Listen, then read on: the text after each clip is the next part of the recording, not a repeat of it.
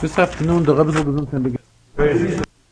Today is Rosh Chodesh Nisan. Rosh Chodesh Nisan is the day of Hakomas HaMishkan. This is the day when the Mishkan was completed, and the beginning of the celebration regarding the completion of the Mishkan began on the first day in Nisan. In fact, it is for this reason, as the Rebbe spoke about it later in the Farbrengen, that as of the first day in Nisan, we add on, after davening, we say every day the Nasi, which basically contains that we say the Nasi, the head of every tribe, of every Shevet, who brought a korban, beginning from Rosh Chodesh Nisan and going on for the next 12 days, giving every tribe a chance to bring a korban. So when did all of this begin? It began on Rosh Chodesh Nisan. Regarding Rosh Chodesh Nisan, Chazal used the expression Oisei Hayoim, that day, the day of Rosh Chodesh Nisan, Notal Eser Atoris. That day has taken 10 crowns. And as the Rebbe explained in today's Sikha, when we are talking about number of 10, number 10 is a very significant number.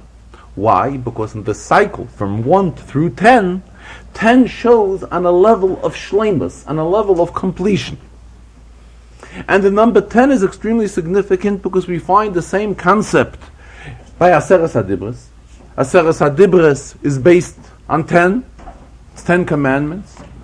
And the creation of the world, which is tied in with Torah, as Chazal tell us, Istakel be'eraisa ubara alma. The Rebishter looked into Torah. Torah was the blueprint for the Rebishter to create the world. And the creation of the world is also based on number 10. Because the Rebishter created the world with Ba'asara ma'amoros nivra olam, as Mishnah tells us. With 10 sayings, the Rebishter created the world. So we're talking all about the greatness of number 10. And now we are saying that this day achieved, that it has taken 10 atoris, 10 crowns. So already we right away see that there's an inyan of shleimus, completeness, regarding this day, how this day is dealing with number 10. And what do we say? That on this day, notal eser atoris, 10 crowns. What is the inyan of an atorah? What is the inyan? An atorah is a crown. In other words, it's a keser, which is a more familiar word in Chassidus. What is the inyan of a keser? Where does a melech wear a keser? A keser is worn on top of the head. So what does this show us? That it's such a high madrege, the inyan of atorah, or the inyan of keser. We're talking about something which is of such a high level that it cannot even fit into the realm of a body. It is something which comes on top of the body.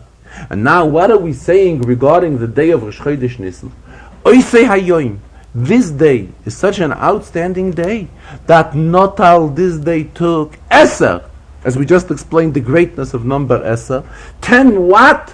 10 atoris, 10 crowns. In other words, when we want to explain something which is above limitation of a person, above medida v'hagbala, something which comes on top of that, this is when we apply it to the expression of a keser, of a crown. And what are we saying? That this day of Chanukas HaMishkan is such an outstanding day that not al eser atoris. And the Rebbe compared this to another inyan, to an inyan, also a major inyan dealing with Matan Torah. That by Matan Torah, we find that when did the Rebishter give the Yidden the Torah? The Torah he gave them after they left Mitzrayim, and they counted for 49 days. After counting 49 days, came the 50th day, that's when the Yidden received the Torah. So this inyan of the 50th day, when they received the Torah, so Rebbe is explaining, there is the 50th day as it comes to a continuation of the 49 days. After counting 49, they reach to a madrege of Yom HaChamishim. However, there is the 50th day how it stands in such a high madrege that it's Takayom HaChamishim, it's the 50th day, but not as a continuation to the first 49 days. It's a day which is much higher, it's a day which is Be'ein HaRoich, it cannot have any comparison to the previous 49 days. This is a day which is a Be'ein HaRoich dike uprising. I mean, Be'ein HaRoich dike, the comparison is such a far one. In other words, 49 days we go from Madrega to Madrega. When it comes to Yom HaChamishim, it's such a jump in Madregas that it's an inyan in itself. The same when we're talking about the inyan of our Torahs. It's something which is in Ksoren. We're talking about crowns. So this is actually how the inyan of a keser is something which is above medida v'agbala. It's above any type of limitation. It's something which comes on top of the body. It comes higher than the body of a person. So the same we are saying that Oisei Hayoim, this day, Notal has taken Esar HaToros, 10 crowns. And as the Rebbe went on saying, we say Oisei Hayoim Notal, the day took. It's not something which it had to be asked for. It had to be searched for. This is such an outstanding day that the day was worthy in itself from taking these 10 crowns, these 10 Atoris. And these 10 Atoris came as a result of the Chanukas HaMishkan, which has taken place on that day. And as we say, Oisei Hayoim Notal Esar Atoris. What's the inyan of Yoim? Yoim, we say day. Day and night is something which has to do with Zman. We know there's a time, there's a concept of Zman, and there's a concept of Mokim. There is time and there is place. And Chassidus explains both of these inyanim, Sai Zman and Sai Mokim, are both Nivroim. They were both created by the Rebishter. However, when we're talking in more detail, and we're talking about Zman and Mokim, Zman is more ruchniistic than Mokim, because Mokim, after all, is more tangible than Zman. But on the other hand, Zman and Mokim are both Nivroim, they were both created by the Rebishter. And we say that in Zman, which is Oisei Hayoim, in an inyan Gashmi, is Nimshach geworden, these very high Madreges of Esar HaToros. This is when we are talking, in general, the Hamshacha, the revelation that has transpired on that day of Rosh Chodesh Nisan. Particularly, it has a shaykhus to Yidden. And every Yid is, as the Alter Rebbe explains right in the beginning of Tanya, every Yid is a chelik eleka mimal mamish. Every Yid contains within him a soul, a neshama, and this neshama is a part of godliness. So the words chelik eleka mimal, which the Alter Rebbe brings, this is a quotation from a pasuk. Pasuk Navi tells us that a neshama is a chelik eleka mimal. The Alter Rebbe adds on the word mamish. What is the Alter Rebbe out to explain, to add on by giving this additional word of mamish? So the Alter Rebbe is adding on that it is something which is takazoi. It's not just something which is theory and explanation. It remains that way in Ruchnius. This is how it is in Gashmius. In Gashmius it is that way. To the extent, what do we mean when we say mamish? We mean amekendos on top. It's something which can be touched. When we say that the neshama is a part of Getlachkeit, the neshama that a Yid possesses is a chelik eleka mimal, it's to such an extent that it is mamish. It is the mamoshes, the gashmius taka. If we will be able to touch it in gashmius, is takazoid that what is the neshama of a Yid? A neshama of a Yid is mamish, a part of a lakus. And what are we saying? That comes this day. The neshama of a Yid is bekoyach to associate itself with such high inyanim, with such high revelations, like the inyan of Esar HaToros, which we just discussed. And the Rebbe went a step further, and he compared to Purim. By Purim we find that Chazal explained, based on a pasuk in the Megillah, that the final stage of Matan Torah was really by Purim. So, this Kimu v'kibla Yehudim aleim eisa asher echelu lasos, the Yidden have accepted upon them in Purim what they began. When did they begin? What they began by Matan Torah, they finally accepted now by the Nes Purim. And furthermore, by Matan Torah, Chazal say it was in the way of Kof aleim har kigigis, that the Rebbe kind of like forced Yidden and raised the mountain above them and said, "Will you accept the Torah? Fine, otherwise the Rebbe would destroy them." Now, when the Yidden accepted the Torah by Purim, it was willingly. From their own desire, they accepted the Torah that they were. So, Memela, we say that the final stage of Matan Torah was won by Purim. Based on this, the inyan of Purim is not just a yontif which we celebrate one day a year, and that's the inyan of Purim. Purim has its effect on the entire year. Why? Because the whole inyan of a Yid's association with Torah mitzvahs and a Yid's commitment to Torah mitzvahs has to do with Purim, because Purim led to it, to the final stage of Matan Torah. The same the Rebbe is saying, when we're talking about the accomplishments and great achievements of this day, that this day of Rosh Chodesh Nisan is a day of is a day of Oisa Yoim Notal Esar HaTaros. It is not something which remains only for this day. The impact of this day has to be transmitted throughout the entire year. That we have to take the koiches that we receive on this day and utilize it and carry it through with us for the entire year. Then the Rebbe went a step further. And he says, we know that we always stress ha'maisa hu ha'ikar, that the main thing, what supersedes everything, what counts above all, is the inyan of maisa, deed, action. So Mamela, we're talking about great inyanim, with great revelations, tremendous inyanim that happened on this day. But together with it, this is not sufficient. What we have to do is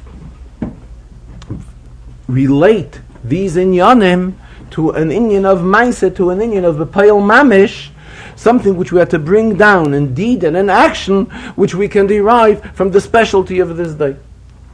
And the Rebbe says, as mentioned before, that as of today, we begin saying the Nasi daily. And today we said the Nasi of the tribe of Yehuda, Shevet Yehuda, Nachshon ben Aminadov, who was the Nasi of Shevet Yehuda. What is the inyan of Chanukas HaMishkan, the dedication of the Mishkan? So the Rebbe says, as we have spoken at length at previous occasions, the spiritual hayra, the moral which we take out of this whole inyan of Mishkan, is how every Yid is supposed to create a Mishkan in his own home. Based on the pasuk, Va'asuli mikdash v'shachanti b'seichem.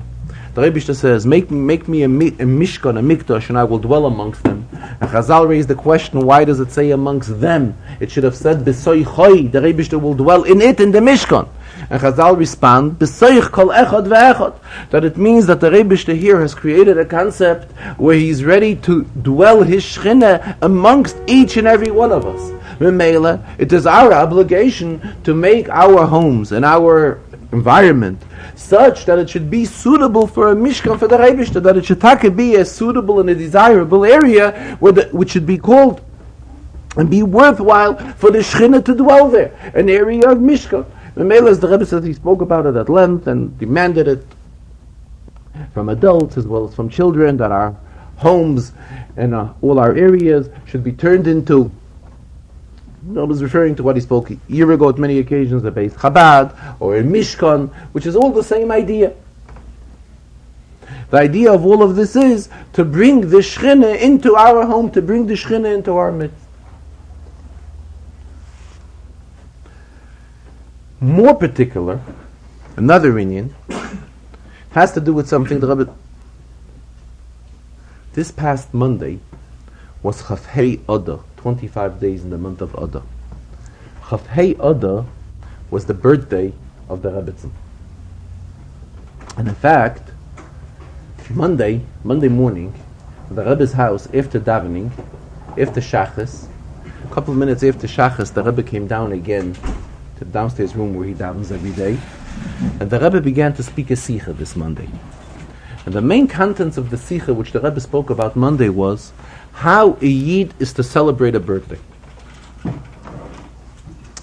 And this is what the Rebbe spoke about today again in the Sikha, and urged very strongly the tremendous opportunities that are in this inyan of celebrating a birthday, and naturally celebrating it properly as a Yid should. And the Rebbe used the expression, "Es ist a goldene Gelegenheit." It's a golden opportunity. And then he says, for those that gold is not enough for them, it is a diamond opportunity. It is a diamond opportunity to utilize this inyan of celebrating birthdays properly.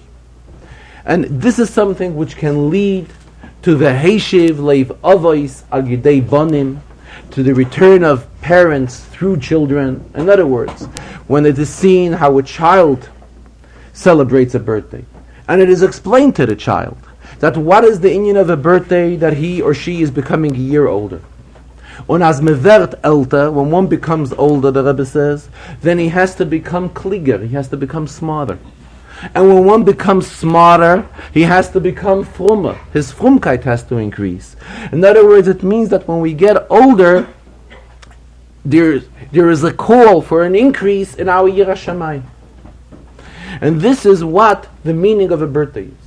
The Rebbe says he's spoken about it, and he knows that when he speaks something, it is usually put into writing as well. And there are those that not only will put it into writing, but they will go and relate it to others and see to spread it. But in the meantime, those that are doing this are forgetting about themselves. He means them as well. In other words, the Rebbe is saying he's really meaning everybody.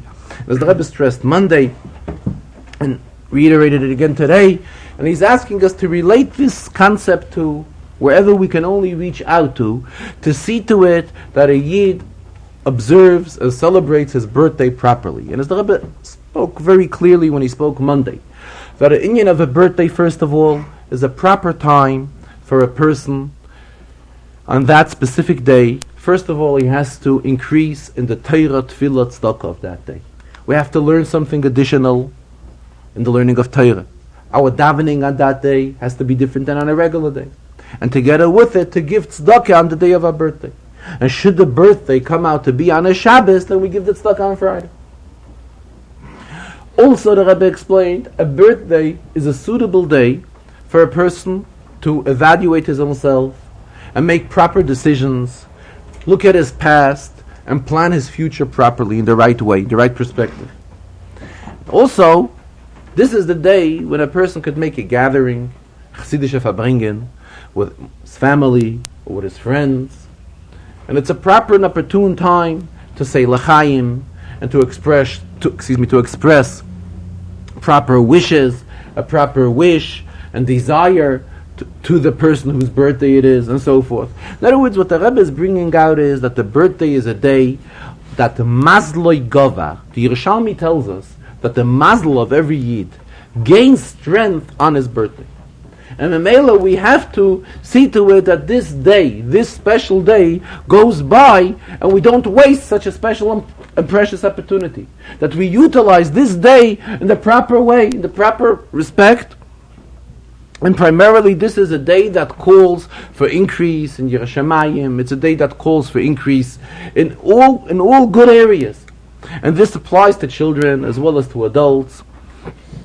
And Rebbe explained when he was talking Monday that when children in a family see how the brother or sister's birthday is celebrated, and it's celebrated in the right way, so Mamela, this calls for a desire by the other child that when it will come his birthday or her birthday, it will also be celebrated in the right way and in the proper way as well. In a way which should lead to increases in all proper inyanim. A day which should be fruitful and proper results, and accepting proper decisions, and seeing to it that all these decisions that are accepted on the birthday, are brought down into mindsa, are brought down into action, to deed. And it said in today's Farbrengen again, the Rebbe urged very, very strongly to see to it, to relate this message to Yidden, to people, to celebrate a birthday properly in the right spirit. And what is the meaning of a birthday by a Yid? That this means Pashat, a day.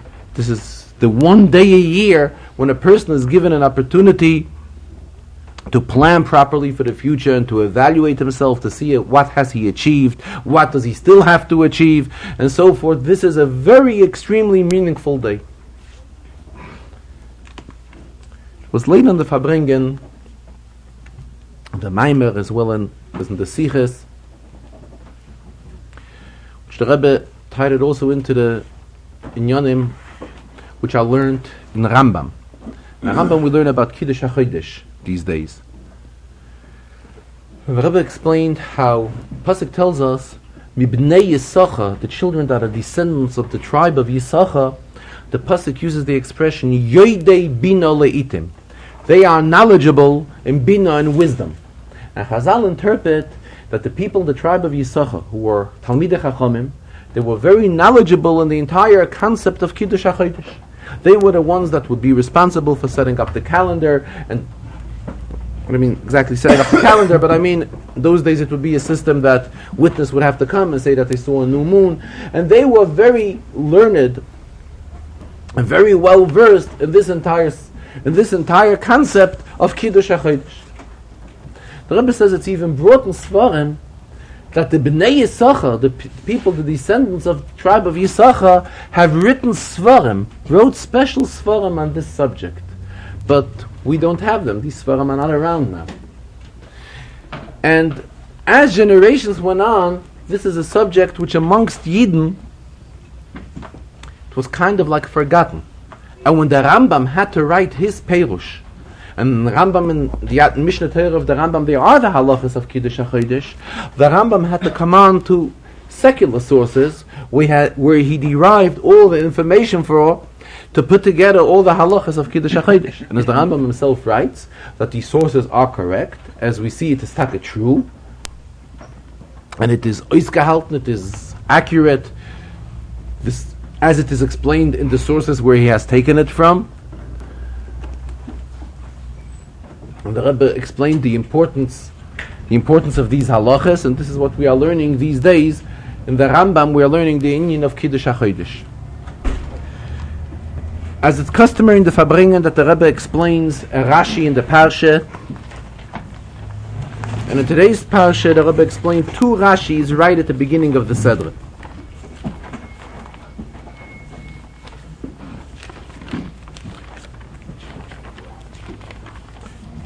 First, the Rebbe explained the first Rashi in the Sedra,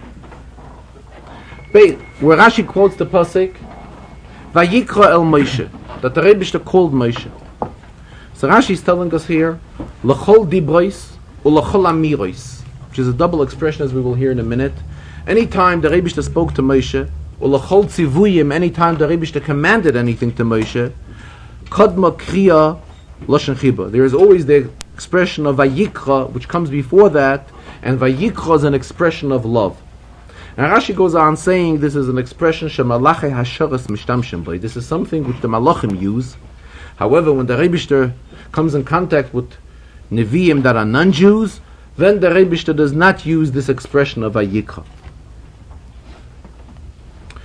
And the Rebbe explained, first of all, what is Rashi telling us here? What kind of an introduction is Rashi giving to this Vayikra? As the Rebbe explained, this basically is coming as a continuation to the previous Sedra.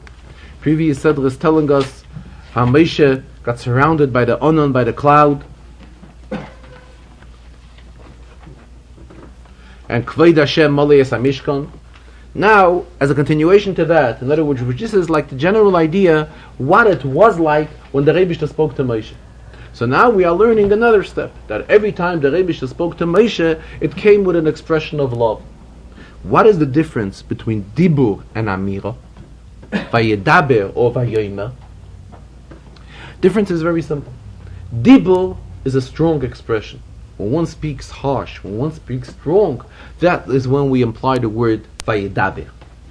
What is Amira? Soft speaking. To illustrate it, the Rebbe brought an example we find by Yosef and the brothers. There's an expression, Diber ha'ish adonai ha'aretz itonu koshos.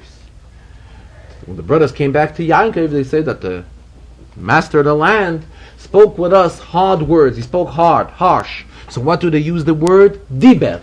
Diber, vayedaber, this is an expression of rough talk, of harsh talk. However, vayomer is soft speaking. So Mamela Rashi is telling us, even when the Rebbe uses the expression of Vayedaber, which is a strong expression, However, at the same time, you should know it always comes with a Vayikra. There's always an expression of love together with it. Amira, when it's a soft speaking, there's definitely an expression of love that comes together with it. And Rashi does not satisfy himself with this. Rashi adds on, there's a third category. There's a category of tzivuyim, which means commandments. The Rebbe is commanding us what to do.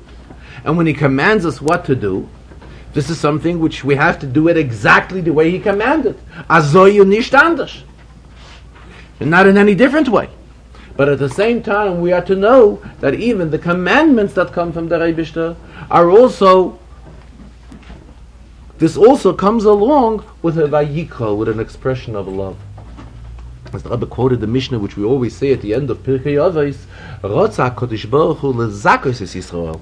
The Rebbe wanted to merit Yidden. That is why lefikach hirba lehem Torah mitzvahs. That is why he gave us a tremendous amount of Torah and mitzvahs. All of this is why? Because the Rebbe wants to merit us. It is in our interest. It's an expression of love from the Rebbe, and that is why he gives us these tzivuyim, these commandments of Torah. Throughout the Farbrengen, as well as in previous Farbrengens and in Siches, the Rebbe keeps on using an expression. Since the Rebbetzin passed away, V'hachai hitein el liboy, which means, which is brought in the Rambam, this expression that when somebody passes away, V'hachai, those that are alive, hitein el liboy, what is proper for them to do is to give it to our hearts. Take it to our hearts. What does it mean, give it to our hearts? In other words, it's a proper time of evaluating our maisim. It's a proper time of doing tshuva.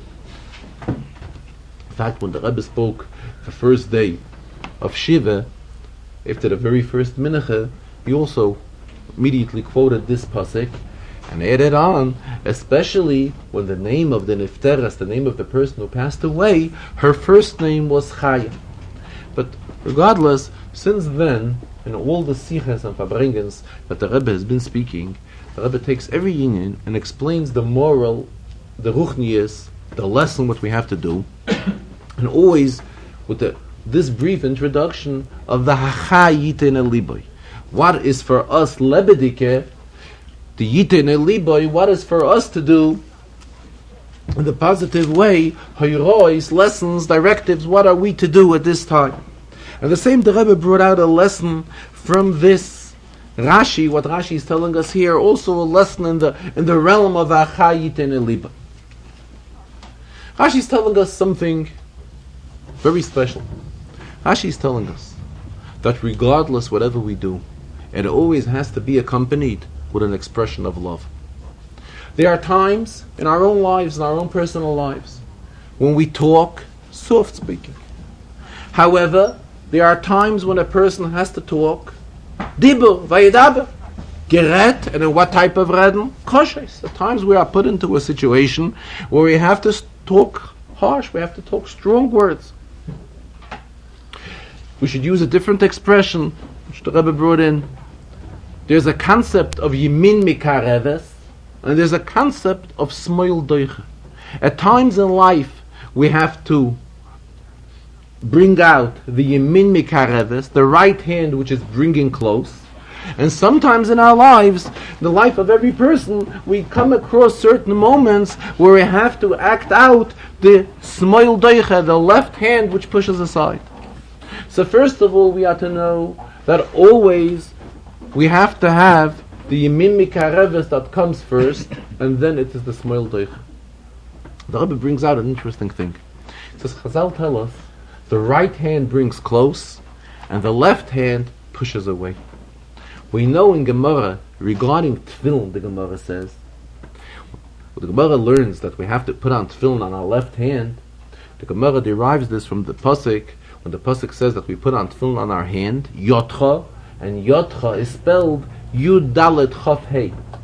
So Chazal interpreted that it means yad keha, a weak hand. What is the weak hand? The left, naturally. The right hand is the stronger one, and the left hand is the weaker one.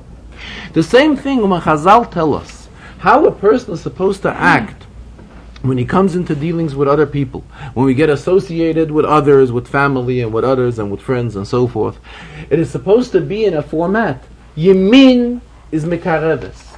The kiruv the warmth, the Warmkeit, of Ahava and love, this has to be from the right hand. In other words, this is something which always has to supersede. This is something which has to play the major role. If at times we have to activate our left hand, which is an expression of smoil doiche, if at times we have to activate an inyan, if at times it is necessary in our lives to come across and get involved in the inyan of tchiyah, which is pushing aside, in other words, an expression of dibur, an expression of harshness, sometimes we have to speak up schwere Wörter, starke Wörter, but we have to know this should come from smoil. This has to be done. This is not the primary way of our acting in life. This is something which is the weaker side. This is an expression of the smoil side, of the smoil doiche. We have to always remember, if it's an inyan of tchiyah, if tchiyah, which is the same idea as dibur, the same koshes. In other words, unfortunately, at times we do have to express a strong word and a hard word, a harsher type of an expression. But we should always remember that this is secondary. This is the weaker part. This shouldn't always play the major role. The major role, what always has to be stressed, the concept of kiruv, warmth, compassion, ahava, kiruv, yemin mikareves. So that is why everything in Chazal is accurate. When Chazal talk about kiruv, they use the expression the right hand that brings close. When Chazal talk about tchiyah, pushing aside, at times it's necessary to express an inyan of pushing aside. Chazal tell us examples when a person has to use his smoil doiche. But we have to know that tchiyah, pushing aside somebody, pushing away, the opposite of kiruv, that's an inyan of smoil. That should come from our left side, from our weaker side. It has to be the weaker part. In other words, that should not be active that much. We may have to activate it sometimes, but not always. It should be the weaker part of the person. In other words, not as active as the Yemin Mikareves.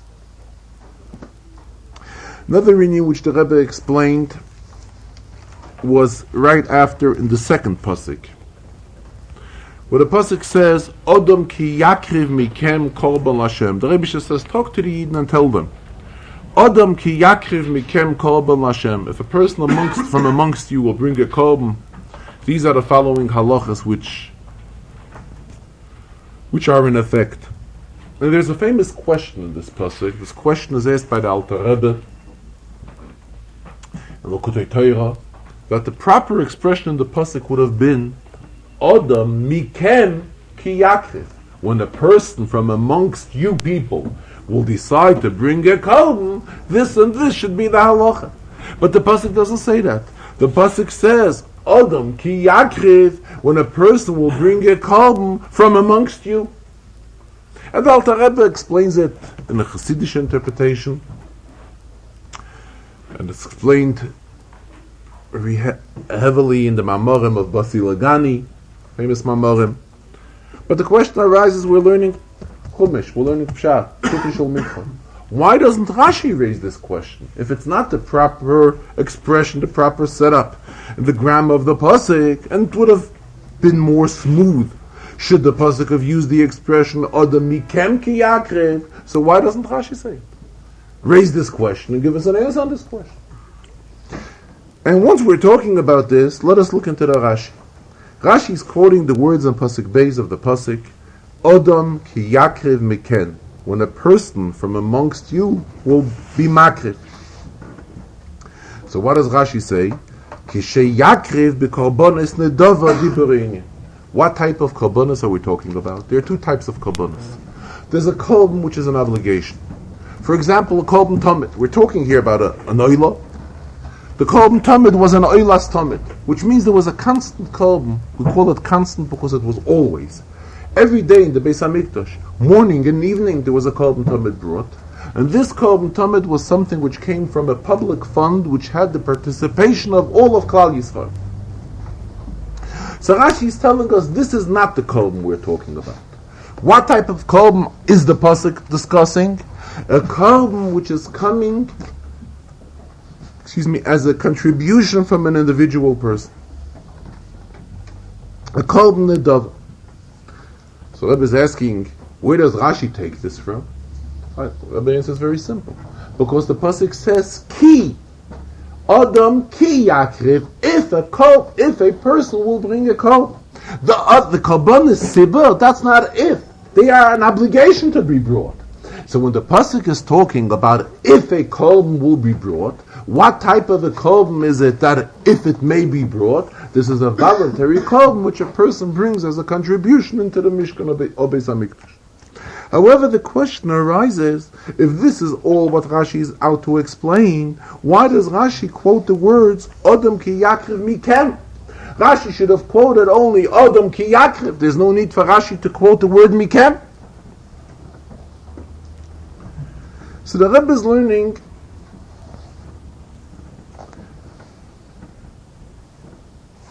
that mikem means from amongst you, from Yidden, and not from Goy. However, the question arises, Goyim are also allowed to bring certain korbanos. So in Halacha, the Rambam brings it, we accept korbanos from Goyim.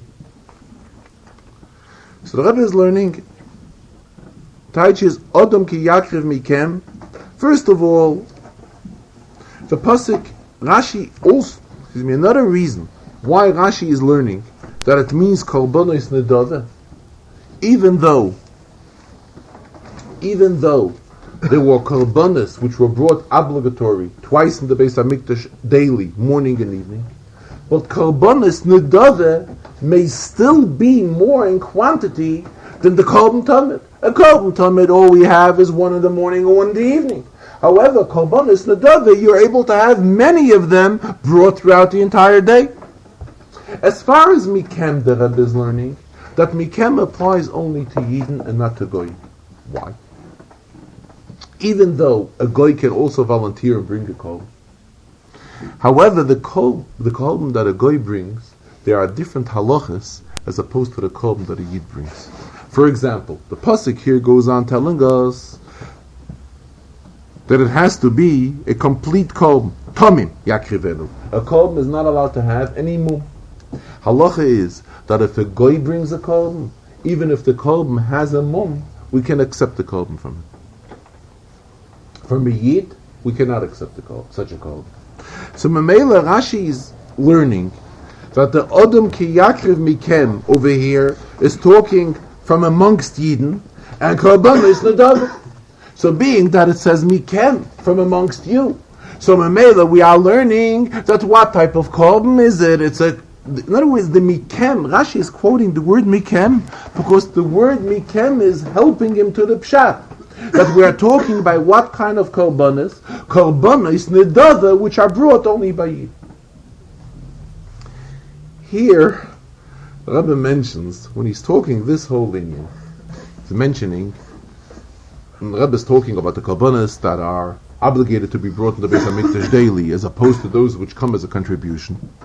He says, even though the child who's learning Chumash has not learned yet about the mitzvah that Yidden had to bring a korban oila, a korban tamid, twice every day, morning and evening, but the child is aware of it. How does the child know it?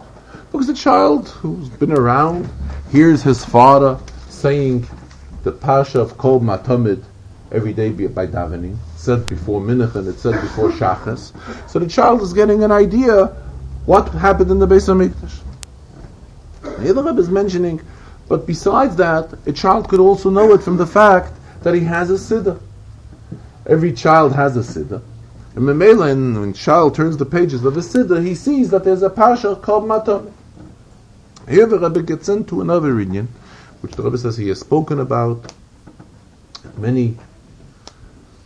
several occasions, regarding the inyan that every child should have their own siddur, their own stokke their own chumash, their own tanya, and now that we are before Pesach, to stress that every child has their own Haggadah. The Rebbe says he spoke about it at quite a few occasions. And as it seems to him, there are still children that are missing these things. The Rebbe says he's getting angry about it. And he doesn't know why it's aggravating him, and he's getting angry about it. And he doesn't know why he's getting angry about it, because kind of, those that did it already did it, and those that didn't do it are not doing it. So why should he get angry? So he's just letting out his anger. Who's he letting out his anger to? To the Oif HaShamayim, to the birds. Because the birds aren't present at the Farbrengen, and they're not listening to what he's saying. But, in other words, what the Rebbe did bring out from these words is that it is his utmost desire and request that we see to it that children get Sidurim and Haggodes, Chumash, Tanya, every child in every family, that every child should have their own Siddur, their own Tanya, their own Chumash, their own Haggadah, their own Tzedakah Pushke. It's something which creates a tremendous amount of enthusiasm by a child. The Rebbe says that a child will know that now it's before Pesach, and soon he or she is going to be getting a new Siddur. So definitely it creates a lot of enthusiasm by the child. And when a child has his own Siddur or his own Chumash or a Tanya, it's something which is very dear to the child, and it has a very big impact on children, and it's very meaningful to them. At the end of the Farbrengen, the Rebbe brought to our attention again that being that we are before Pesach, and it is our opportunity to see to it that every Yid has all the means to be able to celebrate a proper Pesach. Now, in Gemara there is a halacha that 30 days before Yontif, we are to begin learning the halachas of the Yontif. And when this is discussed in Gemara, there's an opinion of Rab Shimon ben Gamliel who disputes this. And he claims not 30 days before the Yontif, but it is sufficient 15 days. Even though the halacha is not so, like Rabbi Gamliel, the halacha is 30 days, but still Rabbi Gamliel's opinion is an opinion in Torah. Now, we are already at that stage that even according to Rabbi Gamliel, we are also to prepare for Pesach. So Mamela, it's the proper time to do all the preparations for Pesach, and primarily to see to it that every Yid has the means to be able to celebrate a Pesach accordingly. And the Rebbe stressed again what he's been stressing last several times that the Rebbe spoke, that the funds that Yidden contribute to, and the funds that disperse money so that people should be able to celebrate a proper Pesach, these funds are usually called a keren, a fund of mois chitim. Now if we were to translate the word mois chitim, it means money for wheat. Now in Hebrew, there are various categories of wheat, of flour. And if we look up halacha, halacha tells us that there are 5 categories of dagon, of flour, that are kosher and can be used for matzah. Nonetheless, chitim, when we're talking about the category of flour, of chitim, this is the most expensive and the best quality of flour is expressed through the category of chitim. What do we see from this? The Rebbe says that a Yid should always know that whenever we help somebody else and we give for those that do not have their own, they're not financially capable of buying everything to celebrate for Yontif. And we are giving them. A person shouldn't take an attitude, if I'm giving him, I'll give him something, I'll give him anything, as long as it's kosher for matzah, let him have it. It is not so. Our attitude has to be, we're giving somebody, we should give him the best.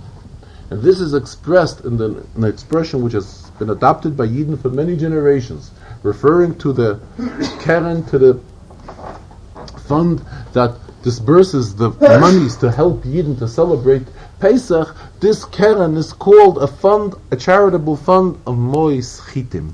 It is money for wheat, in other words, for matzah. But what category of matzah? Chitim, which in Hebrew, chita, brings out the finest and best category of wheat that can be used to bake matzah. The Rebbe concluded the Farbrengen. Chazal tell us, B'Nisan nigalu u'b'Nisan asidin lehigoyel. We went out of Golis in the month of Nisan, and we will be going. That was in Mitzrayim, and we will be going out of Golis again, also in the month of Nisan.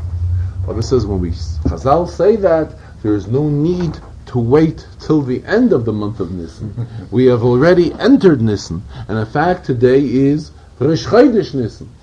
And we know Chassidus explains at length that the Rosh Chodesh is called the head of the month. Why? Because this day contains really within it the entire month. So Mamela, we don't have to wait for too much later and postpone it. Today, right away, even today, it is the proper and ideal time for Mashiach to come and to already take us out of Golus. At the end of the Farbrengen, the very end of the Farbrengen, the Rebbe reminded, he said,